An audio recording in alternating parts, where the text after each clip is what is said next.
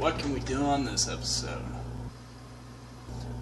Maybe another time. Yeah, that would bring in some views. Not drinking, Mr. Clean. Fine. Well, I know this company can offer better. Perfect.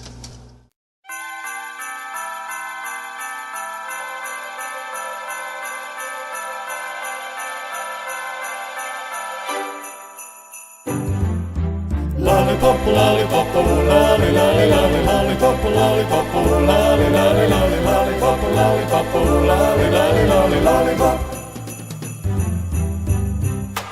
Merry Christmas, everyone. Welcome back to Edible Obscurities. Again, joining me is Mr. James Webb. Today what we're going to be doing is the Jones Soda Holiday Pack. No, we wouldn't have had two of these, but we have things set up in our refrigerator. That way I don't end up drinking his stuff. There was a particular flavor that sounded good. It wasn't in the right spot, and I drank it. They don't care about any of that. They come out with one of these just about every year, and we've actually gotten really lucky with this one because they've had flavors like dinner roll, turkey and gravy, salmon pate, which is probably the worst one. Cut it. It's like, I picked the most unnecessarily large knife that I could.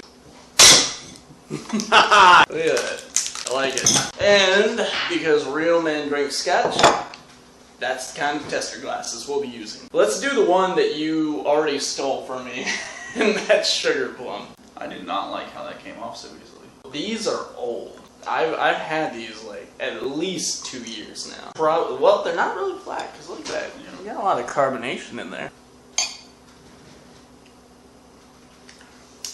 It was definitely better the first time around. The very first thing that hits me is it tastes like medicine. It's a very subtle plum flavor. Next, let's go ahead and try gingerbread. In our last video, I decided cinnamon sugar chips tasted like gingerbread.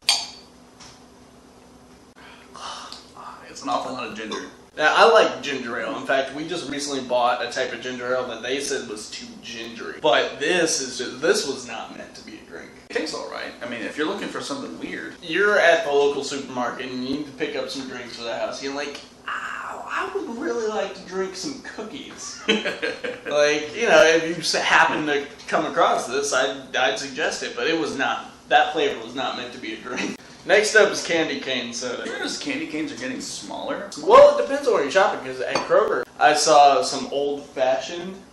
They were at least like that big around, and they were like decent size, maybe about that big. Oh, that smells great. Yeah. That's peppermint. Yeah, it's definitely got a thick peppermint flavor. I mean, there's not much more to say about that. That one's just absolutely peppermint. Definitely don't want that peppermint in the pear tree. And the peppermint in a pear tree. Oh, I get it. Because of the song. In that song, I didn't think the pear tree was what was important. It was the partridge. So why don't we have partridge flavored soda? It's not outside the scope of possibility. That's what you got the turkey and gravy for. Yeah. We've got pear tree now. Hopefully it tastes like pears and not a tree. The tree part's a gimmick. Who would have guessed from Jones Soda? There's nothing better than that. That's pear. I mean, that's just pear soda all the way. It's like pear Sprite almost. Yeah, absolutely. Like I said, guys, we got really lucky with these ones. It could have been a lot worse. And I promise that next year I'm going to try and track down one that's a lot worse. Well, thank you for watching this episode of Edible Obscurities. As always, subscribe, like, blah, blah, blah, blah, blah. Leave a comment. Come on. Click here to check out the last episode of Edible Obscurities, and click here if you want to see my next episode of Edible Obscurities. It might involve that Sonic. No, it's the double donut bacon cheeseburger. You can follow us on Twitter and Facebook. The links for those in the description below. Don't drink Mr. Clean. It's not a beverage. That is a good enough outro. So, boom, run the credits, put some bloopers at the end of that shit, we're done. Oh, the weather outside is frightful, but the fire is so delightful. And since we've no place to go, let it snow, let it snow, let it snow.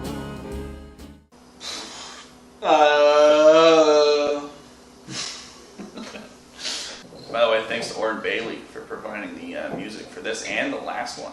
I already thanked him with the credits of the other one. I liked it. I thought it was definitely had a gingerbread flavor.